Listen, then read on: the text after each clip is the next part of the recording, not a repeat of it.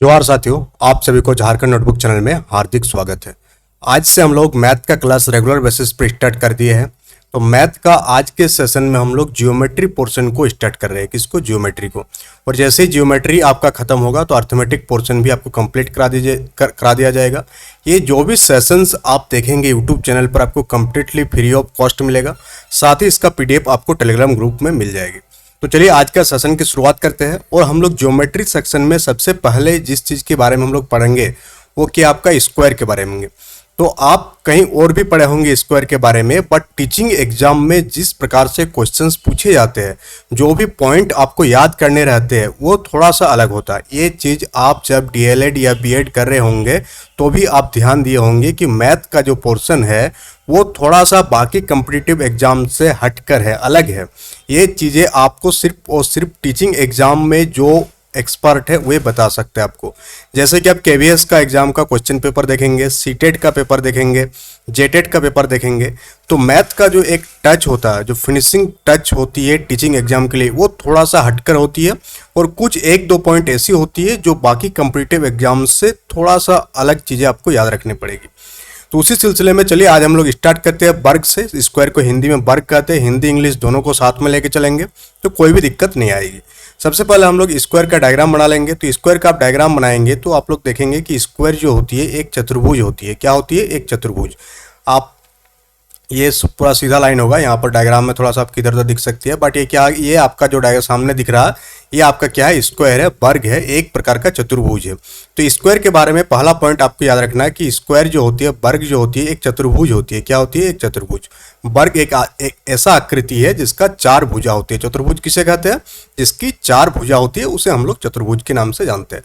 तो वर्ग के विषय में पहला पॉइंट आपको याद रखना है कि वर्ग क्या है? एक चतुर्भुज है। ये आपको ट्रू फॉल्स टाइप से क्वेश्चन आपसे पूछा जाएगा, वहां पर आपको लिख दिया जाएगा क्या वर्ग एक चतुर्भुज है, तो आपको ट्रू या फॉल्स बताना है। कथन एक सही है, कथन दो गलत है। इस प्रकार से आपको ये क्वेश्चन दिया जा सकता है। दूसरा पॉइंट आपको स्क्वायर के बारे में जो याद रखना, वो याद क्या रखना है कि सभी भुजाएं, वर्ग की जितनी भी भुजा होती है वे क्या होती है? सभी भुजाएं बराबर होती है।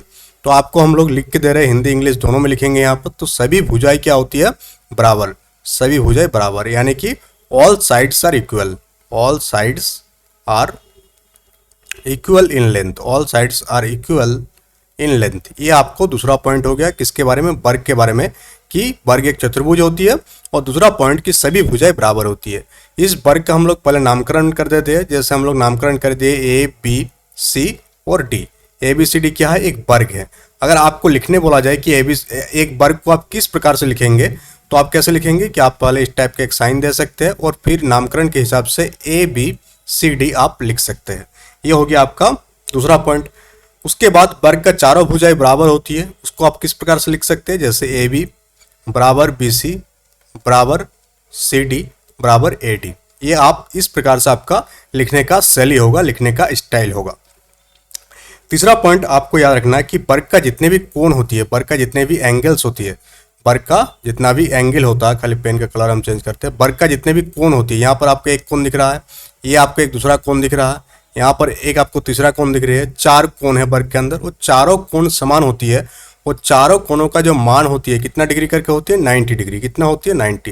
अगर आपसे पूछा जाए कि वर्ग के सारे कोणों का माप कितना होती है, तो 90 डिग्री। तो वर्ग का सभी कोण जो होती है बराबर होती है। सभी कोण क्या हो जाएगा? बराबर। सभी कोण क्या हो जाएगा? बराबर और समकोण होगा। बराबर या हम लोग लिख सकते हैं इसको, सभी कोण क्या होती है? समकोण होती है। क्या होती है? समकोण। ये आपको घुमा कर भी दिया जा सकता है कि सभी कोण क्या होता है? बराबर होती है। ट्रू या फॉल्स।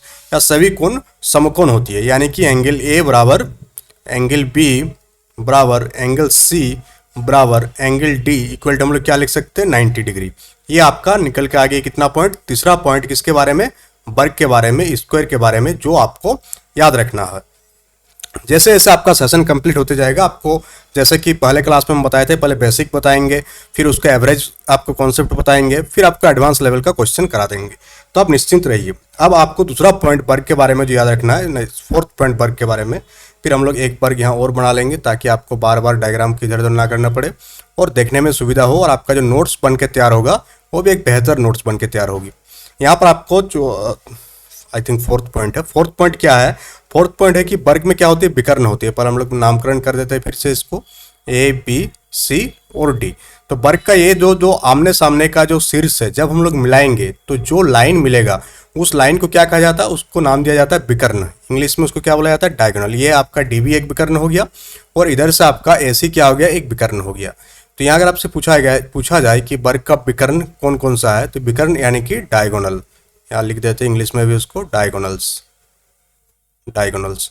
तो विकर्ण की संख्या कितनी होती है वर्ग में? वर्ग में 2 विकर्ण होती है। कितनी विकर्ण होती है? अगर आपसे पूछा जाए कि वर्ग में विकर्ण की संख्या कितनी होती है, नंबर ऑफ डायगोनल्स कितनी होती है? 2 होती है।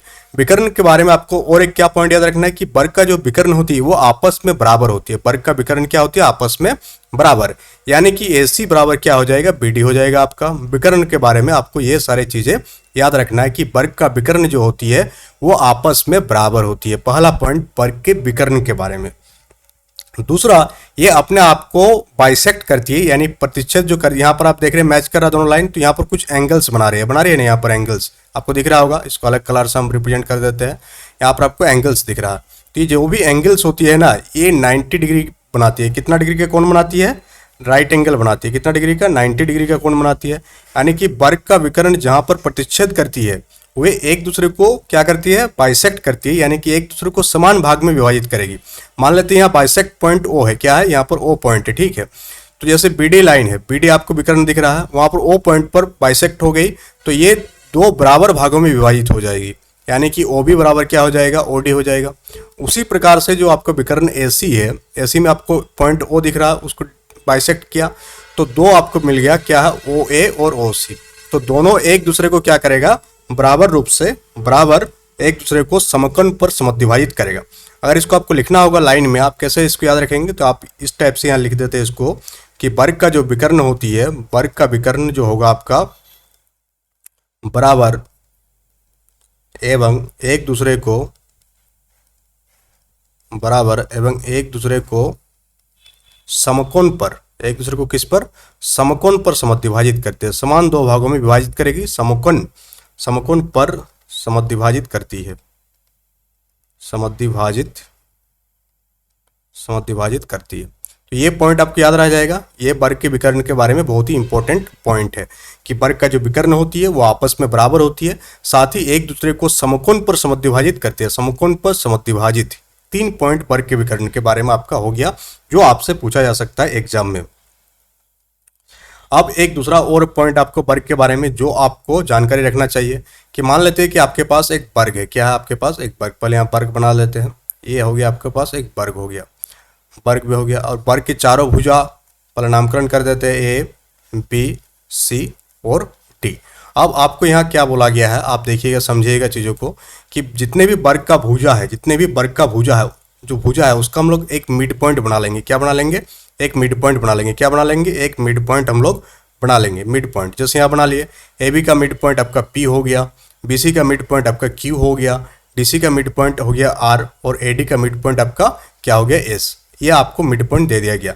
फिर बोला गया कि इन चारों मिड पॉइंट को आपस में आपको मिला देना है। यानी कि PS को आप मिला देंगे, PQ को आप मिला देंगे, QR को आप मिला देंगे और SR को मिला देंगे। तो इस प्रकार से जब आप मिलाएंगे तो जो आकृति आपको प्राप्त होगा वो भी क्या होगा? एक वर्ग होगा। यानी यहाँ पे जो PQRS आपको आकृति दिख रहा है, जो चतुर्भुज दिख रहा है, वो किस प्रकार का चतुर्भुज है? वो भी एक आपका वर्ग बनेगा। क्या बनेगा? एक वर्ग बनेगा। यानी इसको अगर आप लिखना चाहेंगे तो किस प्रकार से लिखेंगे कि वर्ग की जो संगत भुजा की मध्यबिंदु, वर्ग की संगत भुजाओं की, वर्ग की जो आपका संगत भुजाओं की नहीं होगा, क्या होगा? संगत भुजाओं के मध्य बिंदु को मिलाने से बनने वाली जो आकृति होगी आपका, बनने वाली आकृति क्या होगा? एक वर्ग होगा। बनने वाला आकृति वर्ग होगा। ये आपको याद रखना है। ये सारे इस टाइप के जो पॉइंट है आपको, ताकि आप स्क्वायर से रिलेटेड कोई भी आपको क्वेश्चन पूछा जाए तो आप आसानी से इसका उत्तर दे सकते हैं। यहाँ भी आपका क्लियर हो गया। अगर आपको यहाँ पर एक दूसरा पॉइंट और मान लेते हैं कि कोई एक वृत्त है। क्या है? कोई एक वृत्त है। कोई एक सर्किल है, क्या है, कोई एक सर्किल है, और इस सर्किल के चारों ओर एक क्या बना दिया गया है, एक वर्ग बना दिया गया। सर्किल के चारों ओर क्या बना दिया गया, एक वर्ग बना दिया गया। ठीक है, जैसे यहाँ से टच करते हुए उसके बिंदु पॉइंट को टच करेगा, यहाँ पर टच, अगर डायग्राम में नहीं कर रहा है कोई बात नहीं, बट यहाँ मान लीजिएगा कि इस पॉइंट को टच, यहाँ पर टच कर रहा है, यहाँ पर टच कर रहा है, यहाँ पर भी टच कर रहा है, यहाँ पर भी टच कर रहा है। तो इस प्रकार के अगर आपको डायग्राम दे दिया गया जहाँ पर कोई वृत्त के बाहर से जो कोई एक क्या बना दिया गया, आपका वृत्त के बाहर में एक वर्ग बना दिया गया, तो इस वर्ग का जो भुजा होगी क्या होगी, इस वृत्त के व्यास के बराबर होगा। मान लेते हैं कि यहाँ पर आपके ये जो वृत्त है जिसका सेंटर O है और उसका व्यास की लंबाई कितना है, AB है, क्या है, AB है, और इस AB का मान आपको दे दिया गया है, AB बराबर कितना है, 10 सेंटीमीटर, कितना है, 10 सेंटीमीटर। तो पूछा गया यहाँ पर जो एक वृत्त वर्ग बना हुआ है PQRS, इसकी भुजा की लंबाई क्या होगी। तो इस प्रकार का जब आपके पास सिनेरियो बनेगा तो जो वर्ग की भुजा होगी, वर्ग की भुजा बराबर क्या हो जाएगी, डायमीटर ऑफ द सर्कल, उस सर्कल का जो व्यास होगा, उस सर्कल का जो डायमीटर होगा वही उस वर्ग का भुजा हुआ, डायमीटर ऑफ द सर्कल। तो सर्कल का डायमीटर कितना दिया हुआ आपका, AB दिया हुआ, क्या दिया हुआ, AB, यानी कि 10 सेंटीमीटर, यानी कि उस वर्ग की भुजा भी 10 सेंटीमीटर होगी, और ये जो आपको सर्कल दिख रहा है रेड कलर में, उसका जो डायमीटर है कितना है, 10 सेंटीमीटर है, दोनों आपस में क्या होगी, बराबर होगी। ये आपको क्लियर हो गया। ये आपका ज्योमेट्री के सेक्शन में स्क्वायर से संबंधित इतनी सारी चीजें आपसे पूछी जा सकती है जो कि आपको याद रखनी है। अब नेक्स्ट पॉइंट आपको याद रखना है मेंसुरेशन के क्षेत्र में, कि अगर मेंसुरेशन से क्वेश्चन पूछा जाए सर्किल पर तो आपको कौन कौन सी पॉइंट याद रखनी है, यानी कि कुछ फॉर्मूले याद रखना है जिस पर आपका भी सवाल भी बनेगा, जो हम लोग कल सॉल्व करेंगे इसके सवाल स्क्वायर का। अब मेंसुरेशन पॉइंट ऑफ व्यू से सबसे पहले जो होती है एरिया, क्या होती है, एरिया। अगर आपसे पूछा जाए कि वर्ग का क्षेत्रफल क्या होती है, किसका, वर्ग का, यहाँ हम लोग स्क्वायर के बारे में पढ़ रहे हैं तो बार बार स्क्वायर नहीं लिखेंगे, तो वर्ग का जो क्षेत्रफल होती है वो क्या होती है, भुजा स्क्वायर। क्या होती है, आपसे अगर पूछा जाए वर्ग की क्षेत्रफल क्या होती है, मान लेते ये आपका एक वर्ग है और इस वर्ग का क्षेत्रफल आपसे पूछा जाए और आपको भुजा की लंबाई का मान दे दिया गया है, तो उसका क्षेत्रफल कितना होगा। ये आपका ABCD एक वर्ग है और उसकी भुजा मान लेते दे दिया गया है 10 सेंटीमीटर, कितना दिया गया है, 10 सेंटीमीटर, तो उसका क्षेत्रफल क्या हो जाएगी, भुजा के स्क्वायर, यानी कि हम लोग एरिया बराबर क्या लिख सकते हैं, भुजा का स्क्वायर, यानी 10 का स्क्वायर, तो कितना आ जाएगा 100, और सेंटीमीटर स्क्वायर, क्षेत्रफल को हम लोग स्क्वायर से डिनोट करते हैं, पहला बात। दूसरा, अगर भुजा नहीं दिया हुआ, कोई और चीज दिया हुआ है, तो आप क्षेत्रफल किस प्रकार से निकालेंगे, तो हम लोग इसको इस प्रकार से भी लिख सकते हैं, वर्ग का क्षेत्रफल बराबर जो होती है वो डायगोनल, यानी कि उसका विकर्ण की लंबाई अगर आपको दिया गया है, डायगोनल का स्क्वायर बाई 2 करेंगे तो भी आपका वर्ग की क्षेत्रफल आपके सामने आ जाएगी। यानी अगर आपके पास भुजा की मान दिया है तो आप इस वाला फॉर्मूला का यूज करेंगे, पहले वाला। अगर आपको डायगोनल की मान दिया हुआ है तो सेकंड वाला फॉर्मूला का यूज करके आप वर्ग का क्षेत्रफल को आप आसानी से निकाल सकते हैं। यह हो गया वर्ग के बारे में आपको क्षेत्रफल की दृष्टि से, यानी मेंसुरेशन की दृष्टि से दूसरी बात। अब वर्ग का अगर विकर्ण पूछा जाए कि वर्ग की विकर्ण की लंबाई क्या होती है, विकर्ण बराबर क्या होती है, वर्ग का डायगोनल बराबर क्या होती है, तो डायगोनल इक्वल टू होता है, पहले इसका कलर चेंज कर देते हैं हम, डायगोनल इक्वल टू होती है √2 इंटू भुजा, क्या होती है, √2 इंटू भुजा। अगर आपका भुजा का मान दिया गया है तो आप डायगोनल का मान इजीली निकाल सकते हैं, भुजा को इंग्लिश में साइड कहते हैं। जैसे यहाँ पर आपका भुजा की मान दिया गया था 10 सेंटीमीटर, तो डायगोनल बराबर क्या हो जाएगी, √2 इंटू भुजा, यानी √2 इंटू 10, यानी कि 10√2 सेंटीमीटर, इसका क्या हो जाएगा, डायगोनल हो जाएगा, इस वर्ग का डायगोनल हो जाएगा। तो डायगोनल क्लियर हो गया। अब एक दूसरा पॉइंट आता है परिमाप, क्या आता है, परिमाप, यानी कि पेरीमीटर। परिमाप को इंग्लिश में क्या कहते हैं, पेरीमीटर, इसको हिंदी में कहते हैं परिमाप। यानी कि अगर आपसे पूछा जाए कि वर्ग की परिमाप का फॉर्मूला क्या होती है, तो वर्ग की परिमाप होती है चारों भुजाओं का योग, या हम लोग लिख सकते हैं इसको 4 इंटू भुजा, 4 इंटू साइड। जैसे यहाँ पर हम लोग पेरीमीटर का मान निकालने की कोशिश करें तो आपको 10 सेंटीमीटर भुजा का मान दिया हुआ है, तो 4 बार आप जोड़ देंगे तो 40 सेंटीमीटर आपका क्या आ जाएगा, इसका पेरीमीटर निकल कर आ जाएगी। यह हो गया आपका परिमाप के बारे में। अब एक दूसरा पॉइंट वर्ग के बारे में जो बहुत ही इंपॉर्टेंट है और इसी से लगभग मैक्सिमम क्वेश्चन पूछा जाता है, ये मोस्ट इंपॉर्टेंट कॉन्सेप्ट है, मोस्ट इंपॉर्टेंट, आप इसको नोट कर सकते हैं, स्क्रीनशॉट रख सकते हैं कि ये वर्ग के बारे में जो है मोस्ट इंपॉर्टेंट कॉन्सेप्ट है। मान लेते हैं कि आपको क्या दिया गया है, एक वर्ग दिया गया है, क्या दिया गया है, एक वर्ग। आप डायग्राम को समझेंगे, ज्योमेट्री जो है आपका डायग्राम का खेल है। अगर आप डायग्राम बनाना सीख गए, डायग्राम को पढ़ना सीख गए, तो ज्योमेट्री आपको बहुत ही हल्का लगेगी। अब ये आपको क्या दिया गया, एक वर्ग दिया गया है। अब इसमें आपको और भी बहुत सारी चीज करके दिखाते हैं। अब इस वर्ग में क्या आपका कोई एक पॉइंट है P, कोई एक पॉइंट कहीं पर भी लिखा हुआ है और उस पॉइंट का नाम दे दिया गया P। पॉइंट P एक वर्ग है जिस पर एक पॉइंट क्या है, एक पॉइंट P है। अब आगे क्या बोल रहा है कि इस वर्ग का नाम भी हम लोग दे देते हैं। इस वर्ग का नाम है ABCD। क्या नाम है इसका? ABCD। ABCD एक वर्ग है जिस पर एक पॉइंट P है जो आपको व्हाइट कलर में दिख रहा है।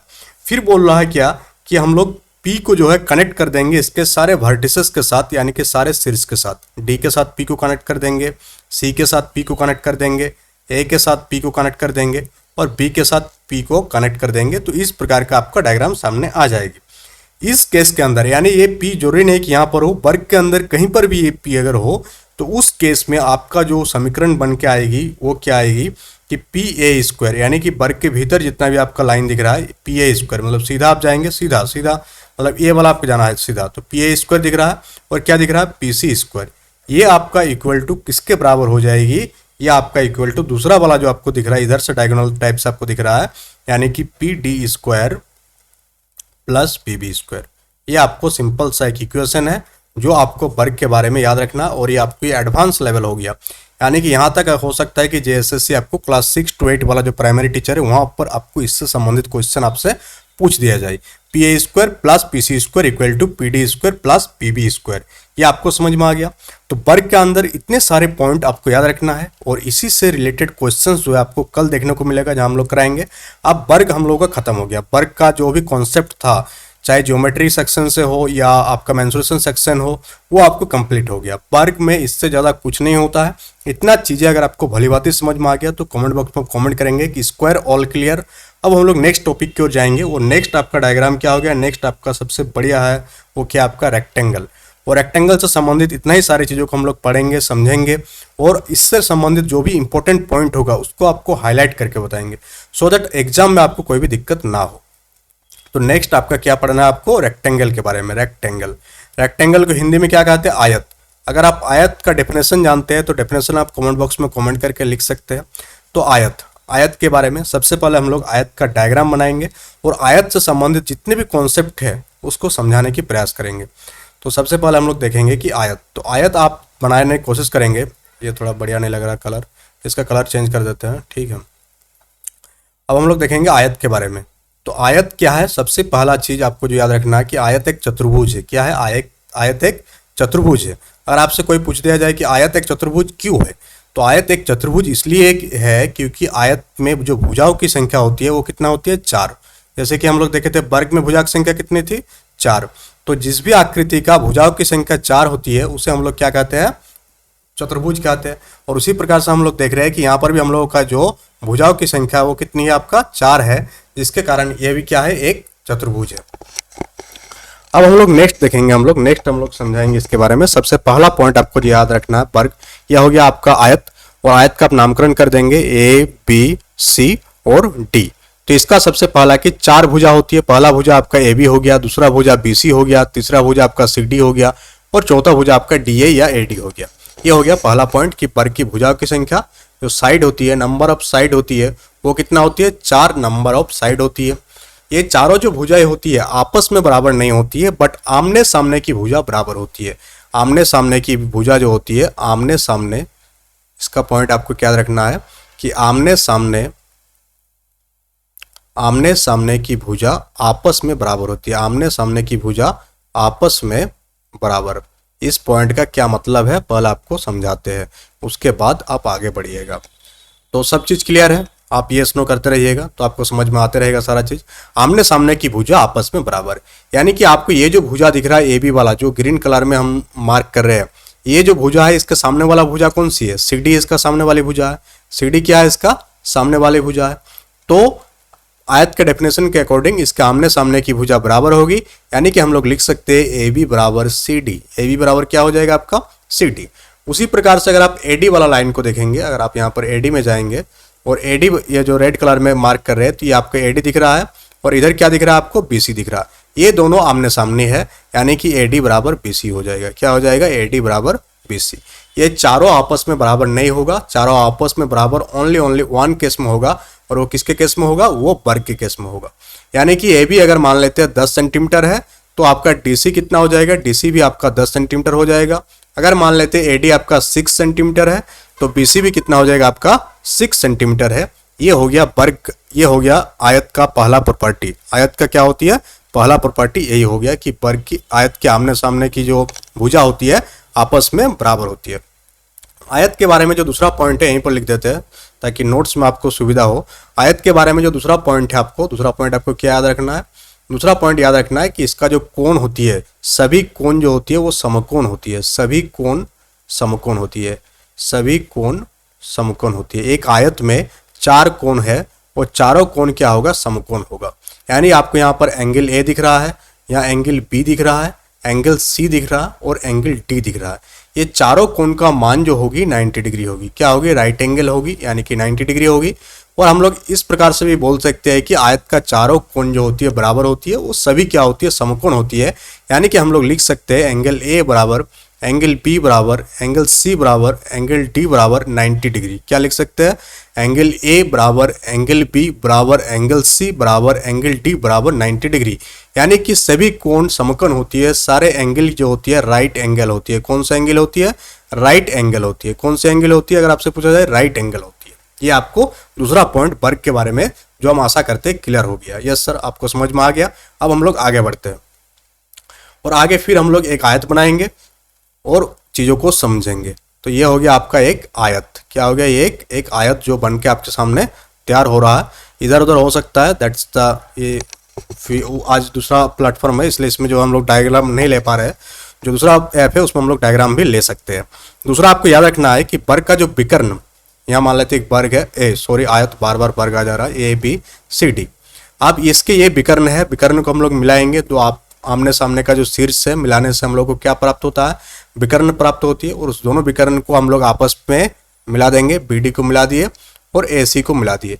तो ये जो दो विकर्ण आपको निकल के आए सामने, कौन कौन सा विकर्ण। अब हम लोग किसके बारे में जानेंगे, वर्ग का विकर्ण के बारे में। जितने भी इंपॉर्टेंट पॉइंट्स है एग्जाम पॉइंट ऑफ व्यू से और साथ ही आपका मैथ का कॉन्सेप्ट बेहतर करने के लिए वे सारी चीजों के बारे में हम लोग बात करेंगे।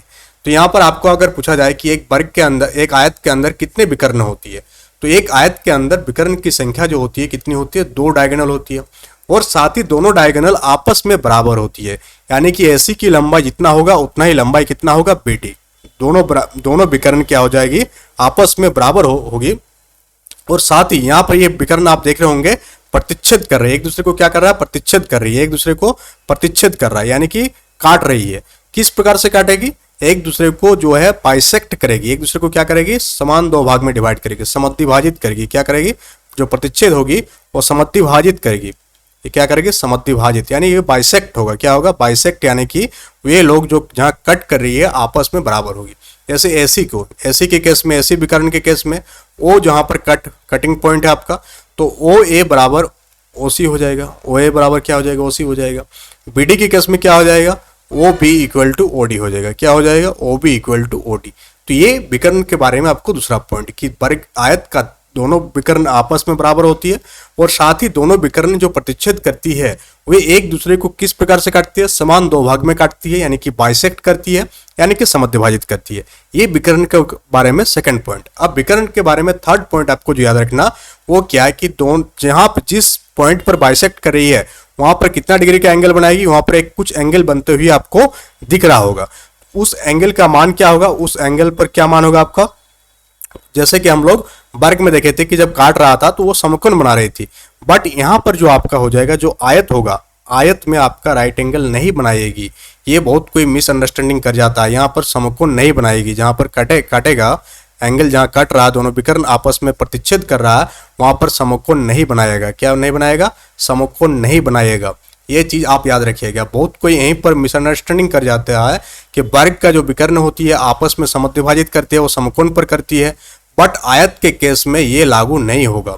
आयत का विकर्ण एक दूसरे को समकोण पर समद्विभाजित नहीं करती है, वे अलग अलग एंगल भी आपका बना सकते हैं, वो अलग अलग एंगल भी बना सकती है, वो समकोण नहीं होगी। ये चीज आप जोर दे के ध्यान रखिएगा। इस पर लिख दिया जा सकता है कि हाँ, वर्ग का विकर्ण एक दूसरे को समद्विभाजित करती है और साथ ही समकोण पर समद्विभाजित करती है। दूसरा पॉइंट आपको दे दिया जाएगा, आयत का विकर्ण एक दूसरे को समद्विभाजित करती है एवं समकोण पर करती है। तो आयत वाला जो केस होगा वहां पर आपको समकोण वाला जो रूल है वो लागू नहीं होगी। ये आपको बहुत ही इंपॉर्टेंट पॉइंट है और ये आप जरूर से जरूर याद रखिएगा, नहीं तो एग्जाम में दिक्कत आएगी। अब हम लोग नेक्स्ट पॉइंट की ओर बढ़ते हैं और आयत का क्षेत्रफल के बारे में बात करते हैं, परिमाप के बारे में बात करेंगे, विकर्ण का फॉर्मूला के बारे में बात करेंगे, सारे के बारे में बात करेंगे। तो यहाँ आपका एक आयत बना दिए, आयत का हम लोग नामकरण कर देते हैं ABCD। सबसे पहले अगर आपसे पूछा जाए कि आयत का क्षेत्रफल क्या होती है, क्या होती है क्षेत्रफल यानी कि एरिया, तो आयत का जो क्षेत्रफल होती है लंबाई गुना चौड़ाई होती है, लेंथ इनटू ब्रेड्थ। तो इस केस में जो बड़ी वाली भुजा को जनरली लंबाई माना जाता है और छोटी वाली भुजा को हम लोग चौड़ाई मानते हैं, बट दोनों सेम चीज है। बट यहाँ पर हम लोग सुविधा के लिए बड़ा वाला भुजा को लंबाई मानती है, यानी कि हम लोग लिख सकते हैं AB यहाँ पर L की जगह, और चौड़ाई हम लोग छोटी वाली भुजा को मानते हैं तो लिख सकते हैं क्या BC। तो लंबाई गुना चौड़ाई होती है क्या आयत का क्षेत्रफल। दूसरा पॉइंट आयत का जो आपको याद रखना, आयत का क्या परिमाप, आयत का परिमाप आपको याद रखना। तो आयत का जो परिमाप बराबर होती है, आयत का परिमाप होती है 2L + B, यानी 2 लंबाई प्लस चौड़ाई। किस प्रकार से हो रहा, क्योंकि हम लोग जानते हैं जो परिमाप होती है, परिमाप चारों भुजाओं को जोड़ देते हैं तो उसे हम लोग परिमाप कहते हैं। तो यहाँ पर आपको दिख रहा है इसका भुजा L है, इसका भुजा का लंबाई L है, इधर का B है और इधर का B है। क्योंकि आप चारों भुजा को हम लोग जोड़ेंगे, अगर आप इसका और डिटेल्स में पढ़ना चाहे तो आप लोग लिख सकते हैं L + L + B + B। तो आप यहाँ देख पा रहे होंगे इस जो समीकरण आपका बनेगा, यहाँ पर 2 आपका L है और 2 आपका चौड़ाई है, तो आप लोग लिख सकते हैं 2L + B। ये क्या होती है, आयत का परिमाप होती है, पेरीमीटर होती है। अगर आपसे पूछा जाए कि आयत का विकर्ण की लंबाई क्या होती है, तो आयत का विकर्ण बराबर आपका क्या हो जाएगा, आपके सामने कौन सा फॉर्मूला निकल के आएगी। आयत का विकर्ण अगर पूछा जाए, आयत का डायगोनल इक्वल टू क्या होती है, तो आयत का डायगोनल इक्वल टू होती है लंबाई का स्क्वायर प्लस चौड़ाई का स्क्वायर। आप निकाल देंगे तो आपके सामने आयत का जो विकर्ण है इसकी लंबाई आपका निकल के आ जाएगी, यानी L² + B² होती है आयत का विकर्ण का फॉर्मूला। यह आपसे पूछा जा सकता है एग्जाम में। अब हम लोग नेक्स्ट पॉइंट की ओर बढ़ेंगे, और नेक्स्ट पॉइंट आपको आयत से संबंधित जो एग्जाम पॉइंट ऑफ व्यू से इंपॉर्टेंट उसी को हम लोग करा रहे हैं। बाकी चीज़ों को करने के लिए तो बहुत सारा टाइम जाएगा। तो यहाँ पर इतना सारी चीज़ आपको समझ में आ गया कि आयत के बारे में, कि आयत के अंदर क्या होती है क्या नहीं होती है, क्लियर हो गया। तो ये आयत के बारे में इतना पॉइंट आपको याद रखना है। फिर आगे आने वाले सेशंस में हम लोग और भी बातें करेंगे। तो 2 पॉइंट आपको आज के सेशन में क्लियर हो गया, पहला आपका वर्ग और दूसरा आपका आयत। और इससे संबंधित जो भी आपका क्वेश्चंस है, ये सारे क्वेश्चंस हम लोग कल के सेशन में देखेंगे, जहां पर हम लोग स्क्वायर का कुछ क्वेश्चन लेके आएंगे और आयत का कुछ क्वेश्चन लेके आएंगे, और फिर आप उसको एक एक करके सॉल्व करेंगे और देखेंगे कि आपका कॉन्सेप्ट कितना बेहतर हुआ। मैथ को सबसे करने का बेहतर तरीका होता है कि पहले आप कॉन्सेप्ट जान लीजिए, कॉन्सेप्ट पढ़ लीजिए, और कॉन्सेप्ट के बाद इसको हम लिख ही देते हैं, और ये PDF आपको टेलीग्राम चैनल में मिल जाएगा। सबसे पहले क्या करेंगे, आप कॉन्सेप्ट को मजबूत करेंगे, अपना कॉन्सेप्ट को क्लियर करेंगे, ठीक है, जैसे कि कर रहे हैं आपको यहाँ पर। आपका आज 2 कॉन्सेप्ट क्लियर हो गया। पहला आपका वर्ग के बारे में सारी चीजें क्लियर हो गया, और दूसरा आपका आयत के बारे में सारी चीजें क्लियर हो गई, जिससे संबंधित क्वेश्चन आपका एग्जाम में पूछा जाएगा। सेकंड स्टेप होता है कि इससे संबंधित जो भी कंसेप्ट पढ़े उससे संबंधित आपको क्वेश्चंस यानी कि प्रॉब्लम सॉल्व करना पड़ेगा। प्रॉब्लम क्या करना पड़ेगा, सॉल्व। तो सेकंड स्टेज आता है कि आपका प्रॉब्लम सॉल्व। तो कल हम लोग क्या करेंगे, इसका प्रॉब्लम सॉल्व करेंगे। और थर्ड स्टेज आता है कि आप रिवीजन कीजिए, इसका जो भी आप पढ़े कॉन्सेप्ट और क्वेश्चंस, उसको आप सप्ताह में एक बार रिवीजन कर ले। वीकली एक दिन भी अगर आप रिवीजन कर लेते हैं जो भी आप चीजें पढ़ते हैं, तो आपको इजीली सारी चीजें जो है मतलब आपके माइंड में बैठ जाएगा, और किसी भी प्रकार से घुमा के क्वेश्चन पूछे आप उसका आंसर एकदम सही से सही दे पाएंगे। तो यही होता है प्रोसेस मैथ को एक बहुत ही बेहतर तरीके से आगे बढ़ने का। जिसका भी मैथ कमजोर है वे क्लासेस को कंटिन्यू 1 महीना देखे।